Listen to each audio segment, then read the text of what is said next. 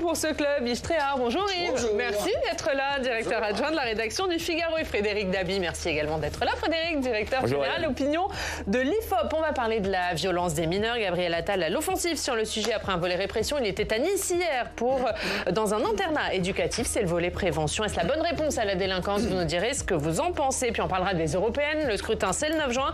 Frédéric, vous sondez quotidiennement l'opinion pour LCI, pour le Figaro, avec Yves, si vous êtes penché sur le sondage. Oui, je vous dirais ce que Frédéric Dabi a fait ces 3 derniers jours, parce qu'effectivement, tous les 3 jours, l'IFOP fait un sondage, un rolling. Tous les jours, mais effectivement, un rolling sur 3 jours, et je vous dirai pourquoi, et puis Frédéric nous dira pourquoi Raphaël Glucksmann grignote du terrain sur Valérie Yé, la candidate Renaissance. C'est à suivre. D'abord, on voit l'actualité dans nos régions.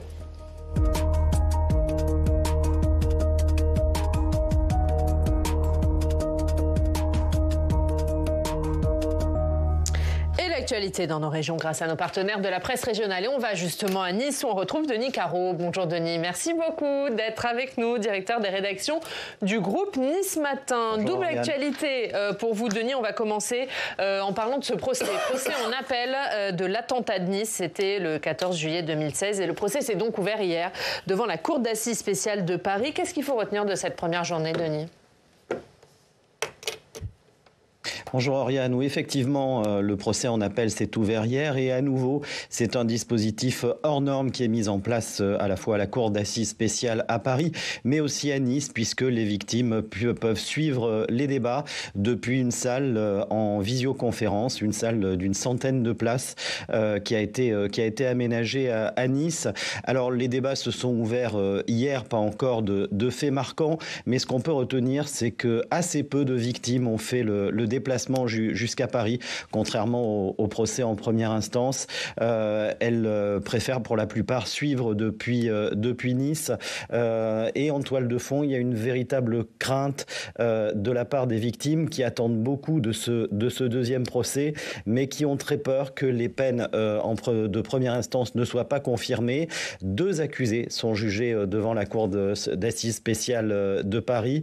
2 accusés qui avaient été condamnés il y a 1 an et demi à 18 ans de réclusion et les victimes ont peur que ces peines soient réduites, voire que les accusés soient acquittés.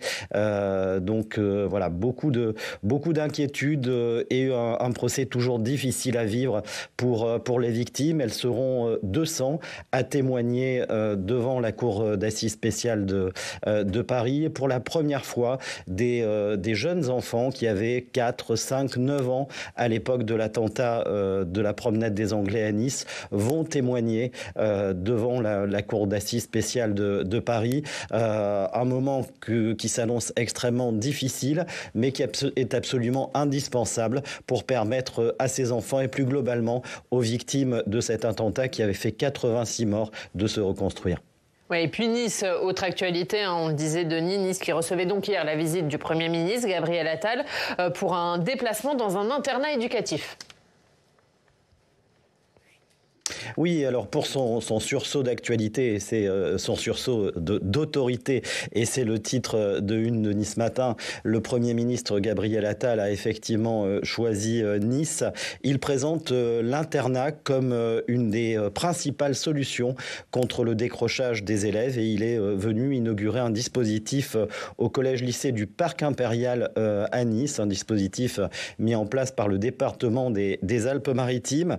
Pendant les vacances qui viennent de débuter ici, une vingtaine de jeunes sont encadrés de manière assez stricte. Uniforme de rigueur, levé à 7h, rapport sous le drapeau à 8h30, extinction des feux à 21h30. Ce stage n'est pas présenté comme une punition, mais bien comme un moyen de prévention susceptible d'apprendre le respect de l'autorité et de donner un cadre à ces jeunes. Un dispositif que Gabriel Attal envisage d'étendre, de généraliser d'ici la fin de l'année. Et Denis, on va également parler avec vous parce que dans la lignée de ce déplacement de Gabriel Attal, sur les mesures, les initiatives pour lutter contre la violence des jeunes, certaines villes tentent des solutions. C'est le cas de Cannes-sur-Mer. Oui, c'est le cas de Cagnes-sur-Mer. Et ce qui est amusant, c'est de voir qu'à Béziers, le maire d'hiver droite, Robert Ménard, prend la même initiative 20 ans après. Depuis 20 ans, à Cagnes-sur-Mer, chaque année, un arrêté impose un couvre-feu pour les mineurs de moins de 13 ans. Ce couvre-feu est applicable de 23h à 6h du matin. Et ça marche, puisque depuis 14 ans, aucun mineur n'a été contrôlé la nuit dans les rues de Cagnes-sur-Mer. À l'époque, le maire avait pris cette mesure après avoir croisé un enfant de 8 ans tout seul la nuit dans les rues de Cagnes. Merci Denis, merci beaucoup d'avoir été avec nous. La une de Nice ce matin, vous en avez parlé, sursaut d'autorité. C'est le titre que vous avez choisi pour illustrer donc cette venue de Gabriel Attal du côté de Nice. Merci Denis Caro, merci beaucoup d'avoir été avec nous ce matin. Vous y voyez vous aussi un sursaut d'autorité de la part du Premier ministre dans ces mesures annoncées ces derniers jours. On va parler de ces annonces la semaine dernière à Viry-Châtillon et hier à Nice. Oh, je crois qu'il y a beaucoup d'opportunisme là-dedans quand même. Vous savez, le sursaut d'autorité, il l'avait exprimé lors de son discours, de sa déclaration de politique générale, quand il avait sorti cette fameuse phrase « tu casses, tu répares ». Tu salis, tu nettoies. Et finalement, j'avais envie de lui dire au Premier ministre, tu parles, tu agis, quoi. Depuis 6 mois, depuis 3 mois, qu'est-ce qui s'est passé? Grosso modo, ça fait 20 ans qu'on répète la même chose, qu'ils nous répètent tous la même chose, avec la parenthèse peut-être un petit peu de François Hollande, et encore, il y a eu Manuel Valls, il y a eu Bernard Cazeneuve, mais je crois que les Français sont fatigués de ces discours. Ce qu'ils veulent, ce sont des actes, c'est que les actes soient mis en conformité avec les paroles. Donc les grands discours comme ça, comme celui qu'il a tenu jeudi dernier, c'est une chose. Maintenant, il faut vraiment que les Français se rendent compte que ça soit suivi des faits. Or, vous avez même... vous voyez, il y a plein de contradictions, parce que même quelqu'un qui se comporte mal en détention, aujourd'hui, bien, les peines sont... les sanctions à l'intérieur du centre pénitentiaire sont amoindries par rapport à ce qu'elles étaient par le passé.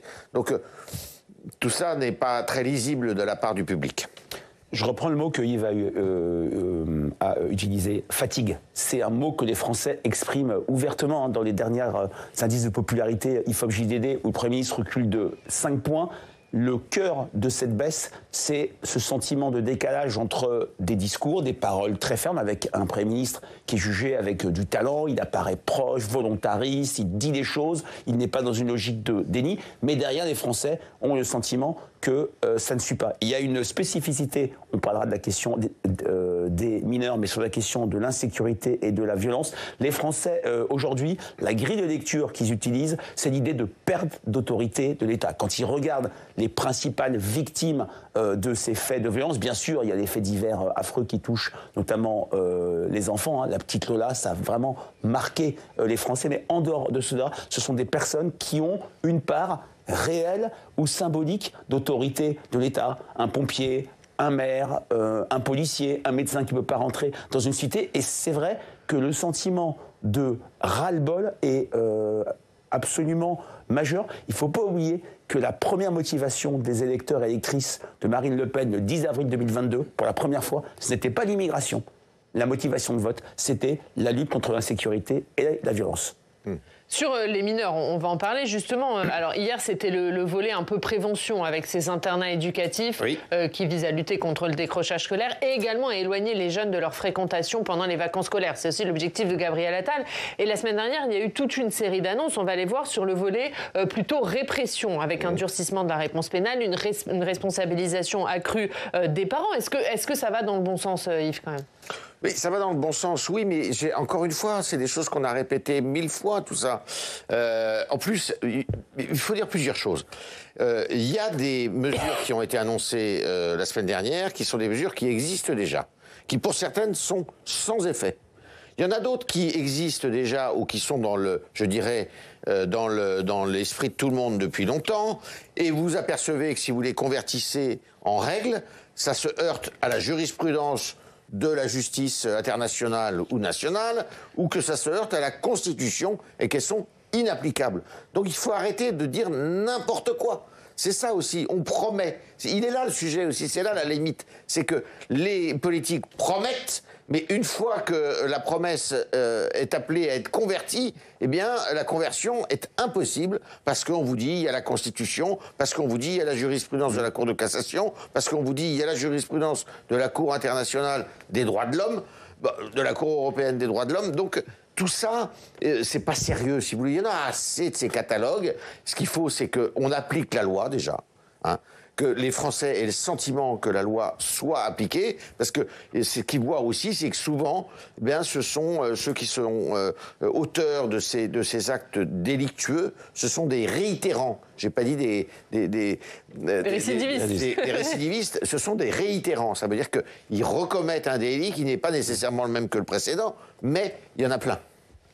Oui, mais cette émission s'appelle le Club des territoires. De ce point de vue-là, ce que dit Yves est très fortement appliqué à la sphère nationale, aux élus nationaux. Quand on interroge les Français sur les initiatives des élus locaux, là, il y a une confiance beaucoup plus forte parce que la promesse est souvent tenue, parce qu'ils sont à portée, si je puis dire, d'engueulade de ce point de vue-là. Il y a aussi, effectivement, la question des promesses non tenues, la question des contraintes. Et de ce point de vue-là, c'est vrai qu'on parle beaucoup des enjeux socio-économiques, pouvoir d'achat, inflation, des enjeux sociétaux, santé, éducation, mais la question de l'insécurité s'est installée au cœur des préoccupations des Français avec, il faut le dire, un effondrement du clivage gauche-droite. L'époque de la gauche, des sympathisants de gauche, Angélique, la fameuse phrase de Lionel Jospin, c'est avec de la croissance, de l'emploi qu'on va pouvoir résoudre les questions de l'insécurité, c'est absolument fini.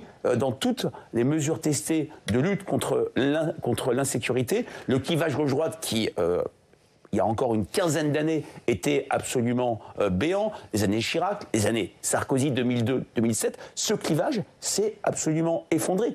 Une des raisons pour lesquelles il y a cette crise de la gauche, c'est aussi que sur de nombreux sujets, l'immigration, l'insécurité, les élus de gauche, notamment les élus NUPES, les élus LFI qui dominent aujourd'hui la gauche, sont en décalage total avec le peuple de gauche. Il est fini ce clivage droite-gauche là-dessus? Ah oui, il est en grande partie fini. Sur l'insécurité, c'est sûr que on le voit d'ailleurs. Et vous savez, vous avez une grande partie de l'électorat de gauche très populaire qui est parti chez Marine Le Pen, qui est parti au Rassemblement National et avant au Front National pour cette raison-là. Parce que les problèmes de sécurité, les problèmes justement de vie nationale n'étaient pas réglés. Et donc beaucoup sont partis chez Marine Le Pen, qui d'ailleurs a tout à fait adapté son discours économique à ce public-là, du coup, avec un discours qui est plus social que libéral, je dirais. Là-dessus, sur le glissement des électeurs, Frédéric? Oui, c'est vrai que c'est une tendance historique. Le jean-marisme, c'est-à-dire le vote Jean-Marie Le Pen des années 80-90, c'était un vote ouvrier, clairement, de personnes qui venaient de la gauche, qui venaient du Parti communiste français, alors même que le PSF était très musclé sur les questions d'insécurité. Il n'est pas du tout sur la ligne Terra Nova des années 2000. Mais c'est vrai qu'aujourd'hui, ce qui est très, on va peut-être en parler avec Steve, mais ce qui est très flagrant, c'est à quel point le vote RN ne peut plus se résumer au jean-marisme, c'est-à-dire à cet électorat populaire, ouvrier, jeune, faiblement diplômé, très sensible aux questions de la sécurité. C'est devenu un électorat attrape-tout, notamment du côté du salariat, voire du côté de terres inconnues passées, c'est-à-dire les cadres supérieurs. Dans notre rolling, le RN est en tête, et les retraités. Allez, on va en parler justement tout de suite, puisque maintenant vous mesurez tous les jours l'état de l'opinion sur cette élection européenne qui aura lieu, on le rappelle, le 9 juin, rolling IFOP avec Le Figaro. Steve, vous l'avez scruté? Oui, j'ai scruté. Alors on rappelle, depuis 2 semaines, effectivement, l'IFOP publie chaque jour à 17h un suivi des intentions de vote aux européennes. Le rolling, c'est une pratique qui vient de nos amis américains. On rappelle le principe, Frédéric, un échantillon de 1500 personnes représentatives de la population française sont interrogées. Cet échantillon est renouvelé par tiers tous les jours. Les 500 derniers sondés remplacent les 500 plus anciens et ainsi de suite. C'est bien expliqué. Parfait, c'est bien expliqué. Donc le dernier rolling, on va le voir, donc, qui a été publié hier. Le RN, vous l'avez dit, survole toujours les débats. Il reste stable par rapport au dernier sondage. 31,5% d'intention de vote. La liste Renaissance de Valérie Ayé est mesurée, elle, à 17%. Elle perd 0,5 points. Et la liste Parti Socialiste Place Publique de Raphaël Glucksmann est mesurée à 12%. C'est plus 0,5% par rapport au dernier sondage. cette liste n'a jamais été aussi proche de celle de la majorité présidentielle. 5 points d'écart seulement, c'est le plus faible écart mesuré entre ces deux listes depuis le lancement de votre rolling début avril. On va voir aussi les autres listes. Les LR de François-Xavier Bellamy sont à 8%, les écologistes avec Marie Toussaint 7,5%, la France Insoumise derrière Manon Ombry 7%, perd 1 point, Reconquête de Marion Maréchal 5,5%. La liste, c'est une liste qui reste stable. Voilà, Oriane, pour les principales listes. Et parmi les enseignements, on remarque que les Français sont de plus en plus sûrs de leur choix. Oui, lors de premier rolling début avril, ils étaient 61% des Français se disaient sûrs de leur choix pour l'élection du mois de juin. Ils sont désormais 78%, plus 7 points en 2 semaines. C'est du côté des électeurs de Jordan Bardella qu'on semble le plus convaincu. Et chez ceux de Reconquête, respectivement 86 et 85% de leurs électeurs se disent sûrs de leur choix. À l'inverse, seulement 67% de ceux qui pourraient voter pour la liste Glucksmann sont certains de leur choix définitif. Un mot là-dessus, avant de revenir sur les intentions de vote. D'abord, Frédéric, est-ce qu'on peut dire que le vote est cristallisé ? C'est une question qu'on se pose et on aura la réponse que le 9 juin. Mais c'est vrai que quand on regarde les évolutions de l'Eurorolling IFOP fiduciel, je trouve qu'on est plutôt sur le schéma 2014. 2014, c'est le premier rolling européen que nous lançons. La liste FN de l'époque, il n'y avait pas de tête de liste, parce que c'était un scrutin régionalisé par grande circonscription, est en tête pendant tout le rolling et finit en tête. Et le grand mouvement pendant le rolling de 2014, c'est une chute successive de la majorité de la liste PS, qui le rolling finit à 16 et qui, au final, dans les urnes, est à 14%. C'est vrai il y a toute une série de dimensions qui battent en brèche, je dirais, les invariants traditionnels d'un scrutin européen. Un scrutin où on ne vote pas, on a déjà 45-46% de participation, c'est 5 points de plus qu'en 2019, où déjà, en 2019, pour la première fois, la courbe de l'abstention successive avait été cassée. C'est un scrutin où on hésite, puisque comme chacun part sous ses couleurs, il peut y avoir des zones d'hésitation. Voter LFI le lundi, ELV le mardi, hésiter entre Renaissance et LR Reconquête. Là, on a une sûreté du choix qui s'apparente à ce que l'on a à l'élection présidentielle. Donc on a toute une série de choses qui sont en rupture légère avec les invariants traditionnels d'un scrutin européen, sauf un, et vous en avez parlé, c'est que les ferments du vote sanction qui toucherait la majorité sont clairement en place. On a des indicateurs hebdomadaires, et dans celui de la semaine dernière, on avait presque 45% des électeurs qui déclaraient « par mon vote, je veux sanctionner Emmanuel Macron et son gouvernement ». C'était 20 points de moins en 2019. On va revenir là-dessus, mais il y a aussi la question de l'abstention. C'est un scrutin qui mobilise peu les Européennes. Ça n'a jamais beaucoup mobilisé, mais ça a quand même beaucoup baissé. L'abstention, ou plutôt la participation, a beaucoup baissé depuis 1979. En 1979, il y avait à peu près 65% de participation, ce qui était déjà d'ailleurs, ce qui avait indigné beaucoup de monde à l'époque. On disait, mais l'Europe, finalement, ça n'intéresse personne et tout ça. Parce qu'on était encore, dans ces années-là, avec des votes qui étaient des participations qui étaient assez massives. Il faut savoir qu'en 2014, effectivement, on est passé à 45% de participation. Donc on a perdu 20 points. Grosso modo, en 35 ans, c'est énorme. Et puis, 2019, miracle, on regagne 5 points de participation, un électeur sur 2 qui va voter. Est-ce que là, ça sera le cas? D'après Frédéric, effectivement, ça sera plutôt le cas. Ça sera plutôt pas le cas. C'est des élections qui mobilisent pas. Pourquoi? Parce que je pense que, malheureusement, les Français, comme d'ailleurs les autres Européens dans les autres pays, ne connaissent pas bien les enjeux de ce vote. Ils se disent que c'est un vote qui ne sert à rien. Ils se disent qu'ils ont une compréhension du rôle de l'Assemblée européenne qui n'est pas très évidente. C'est vrai, et ils ont raison. Et puis, ils voient aussi une chose.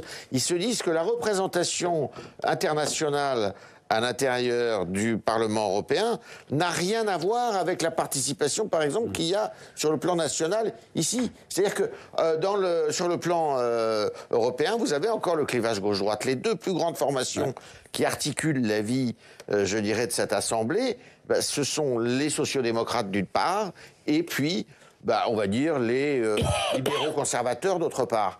Et donc, on comprend pas, tout le monde ne comprend pas bien. Par exemple, il faut le savoir, la majorité présidentielle de M. Macron vote très souvent comme les LR du Parlement français.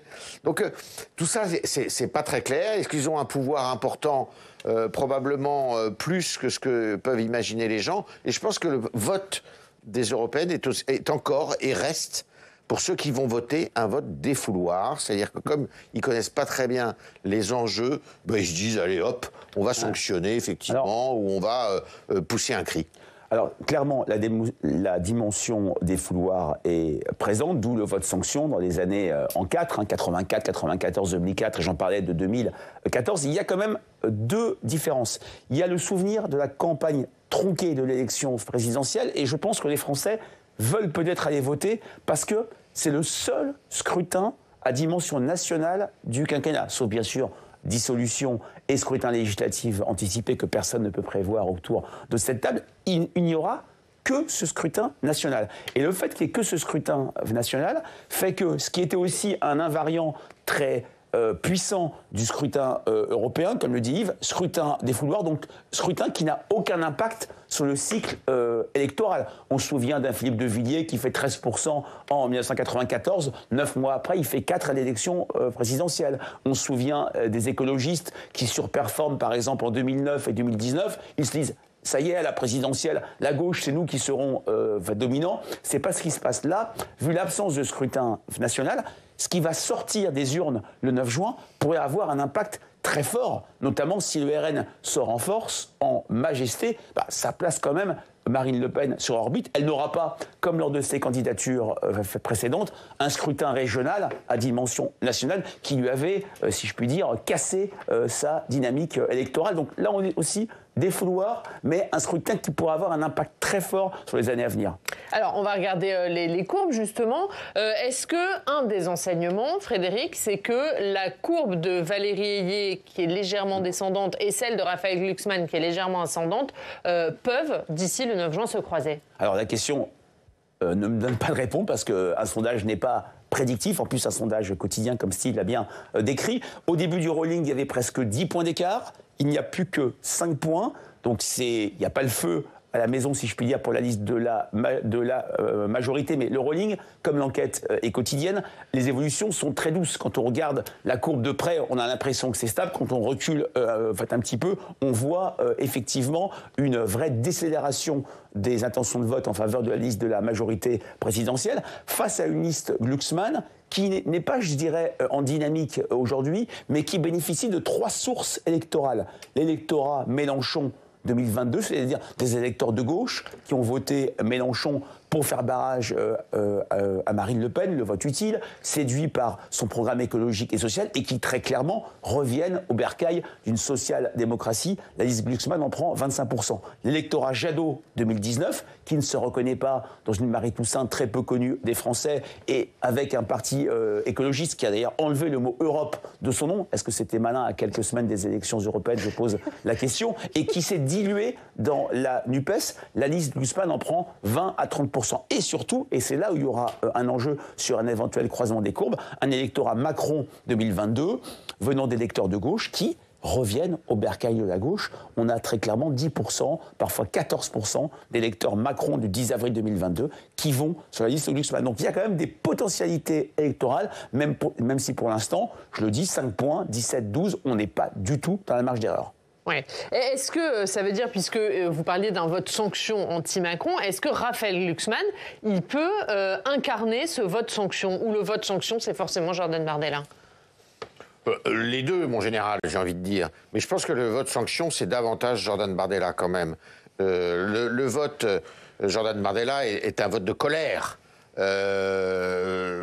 reste un vote de colère. Le vote de M. Glucksmann n'est absolument pas un vote de colère, au contraire. Je dirais que c'est quelqu'un qui a plutôt un discours assez apaisé, qui est assez pro-européen. On dit que l'Europe n'est pas très populaire, mais il a un discours qui est très pro-européen. Donc c'est plutôt, comme le disait Frédéric, j'ai le sentiment que c'est plutôt un vote d'électeurs qui reviennent au bercail, d'une certaine façon, qui sont hostiles aux outrances, celles qui sont présentées comme des outrances en tous les cas, de Jean-Luc Mélenchon, qui ne comprennent pas très bien le combat de Madame Toussaint, qui est un peu dilué, et puis qui trouvent que la politique conduite par le président de la République est une politique de droite. Et c'est vrai que depuis maintenant 7 ans qu'il est au pouvoir, Emmanuel Macron, quand même, est plus considéré comme un homme de droite aujourd'hui, ou un président de droite, qu'un président de gauche. N'en déplaise à ceux qui trouvent qu'il a quelques gestes quand même pour la gauche. Donc, Raphaël Glucksmann, et on le voit d'ailleurs, c'est un discours qui est assez lisse. C'est pas du tout un discours, je veux dire, de revendication. C'est un discours qui se veut être un discours progressiste. Et progressiste, ça vous rappelle rien ? C'est le discours d'Emmanuel Macron, précisément. Alors justement, Emmanuel Macron, il va faire un discours, ce sera jeudi matin à la Sorbonne, comme il avait fait lors de la campagne des Européennes de 2019. Est-ce que ça peut changer la donne en termes d'intention de vote, Frédéric ? Je dirais que la comparaison s'arrête là. Que se passait-il pour Emmanuel Macron en 2019 ? Il était en reconquête électorale.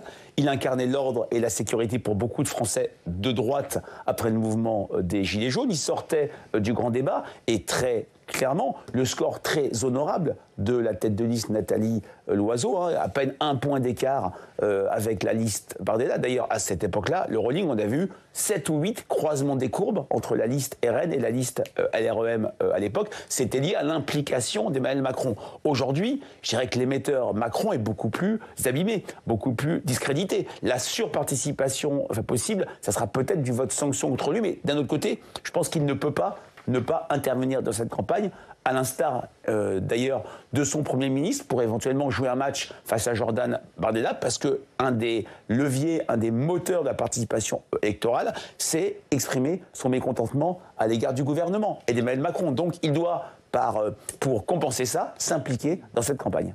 Ça peut changer les choses, l'implication d'Emmanuel Macron. Et est-ce qu'il n'a pas fait une erreur en installant un duel avec le Rassemblement national ? Est-ce que du coup, il ne renforce pas cette idée de vote sanction ? C'est ce qu'il voulait faire.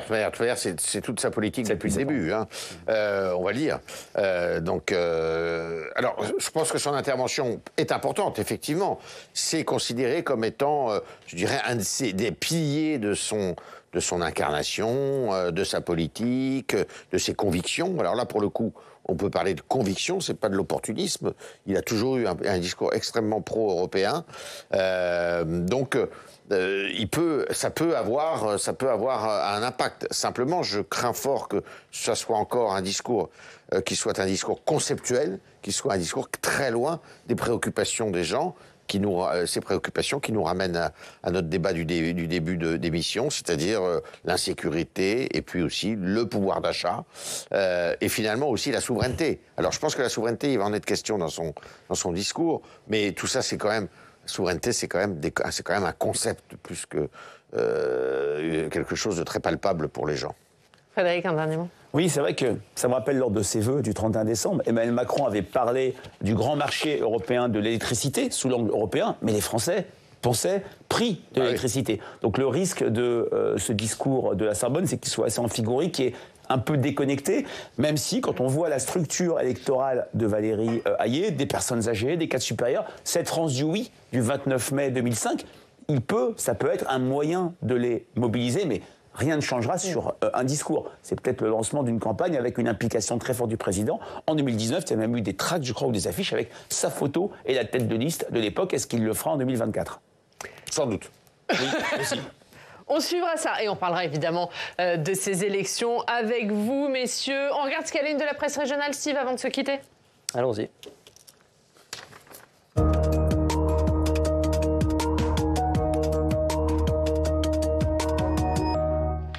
Et Steve, elle a eu une rentrée sans Samara au collège Arthur Rimbaud de Montpellier. Oui, Samara, cette jeune collégienne rouée de coups par plusieurs jeunes devant son établissement début avril. Sa mère a été auditionnée hier par le juge d'instruction. Au sortir de cette audition, elle a donné des nouvelles de sa fille. Samara va un peu mieux. Elle est toujours sous traitement médical. Vous voyez, ça fait la une de Midi Libre. Selon l'avocat de la famille Samara, était devenue un souffre-douleur au collège. Elle recevait des coups, des crachats, des insultes de la part d'autres élèves. L'enquête va se poursuivre. Samara pourrait être entendue par le juge avant l'été, si son état de santé le permet. Alerte au gel. C'est à la une du Populaire du Centre. Les températures baissent et les bourgeons sont déjà là. Les agriculteurs vivent une semaine à haut risque. Les gelées pourraient détruire les futures récoltes. Les arboriculteurs de Corrèze sont très inquiets. Selon un producteur interrogé par le journal, le gel ne devrait pas avoir d'impact sur la quantité, mais sur la qualité des récoltes. Un autre producteur indépendant nous dit qu'il en a par-dessus la tête de son métier avec les aléas climatiques. Ça devient de plus en plus fatigant. Mélenchon va-t-il trop loin? C'est à la une de la Dépêche du Midi aujourd'hui. Le journal revient sur ses propos dans lesquels il compare le président de l'Université de Lille au criminel nazi Adolf Eichmann. La Dépêche se demande si cette stratégie de la terre brûlée sera payante ou si elle risque au contraire de précipiter la guerre de succession chez les Insoumis. Dans son édito, le directeur de l'information du journal écrit que non, monsieur Mélenchon, la République, ça n'est pas vous. Les universités de France n'ont pas vocation à devenir des officines de la France insoumise. Voilà ce qui est écrit ce matin dans la Dépêche du Midi. Il va falloir reculer. La Voix du Nord fait sa une sur l'érosion de notre littoral et effectivement, la dépression Pierrick qui a balayé les côtes de la Manche début avril a encore fait reculer la dune par endroits. Face à l'érosion côtière, le compte à rebours est lancé. Il va falloir s'adapter et sans doute reculer face aux assauts de la mer, écrit La Voix du Nord. Et puis on parle de Kenji Girac. A-t-il été victime d'une tentative de meurtre? C'est la question qui fait la une de Sud-Ouest ce matin. Le chanteur se trouvait dans un état stable hier au CHU de Bordeaux. Après avoir été grièvement blessé par arme à feu à Biscarrosse dans les Landes, une enquête pour tentative d'homicide volontaire a été ouverte. Reportage et témoignages à lire dans Sud-Ouest aujourd'hui. Merci Steve. La une du Figaro. Le plan d'Attal contre le cauchemar bureaucratique. Oui, alors ça c'est, je dirais, un serpent de mer aussi pour beaucoup de Français. Ça fait tellement de fois qu'on leur promet que ça va être simplifié. On est dans un pays extrêmement bureaucratique, mais là, Gabriel Attal. Alors, ce qui est intéressant derrière ça, c'est qu'il y avait une petite compétition entre Gabriel Attal, semble-t-il, et Bruno Le Maire pour être le parrain de ces dispositions. C'est Attal qui l'a emporté. C'est Attal qui l'a emporté, c'est le Premier ministre qui l'a emporté. Non, mais c'est vrai que c'est un sujet important. C'est vrai qu'on est dans un pays qui croule sous la paperasse. Merci, c'est à lire évidemment dans le Figaro. Merci beaucoup Yves Tréhard, merci Frédéric d'avoir été avec nous. À très vite évidemment dans cette émission. Steve, à la semaine prochaine évidemment. Merci à tous de nous avoir suivis. À 18h, vous avez rendez-vous avec Thomas Hugues pour Sens Public et nous on se retrouve demain. Très bonne journée.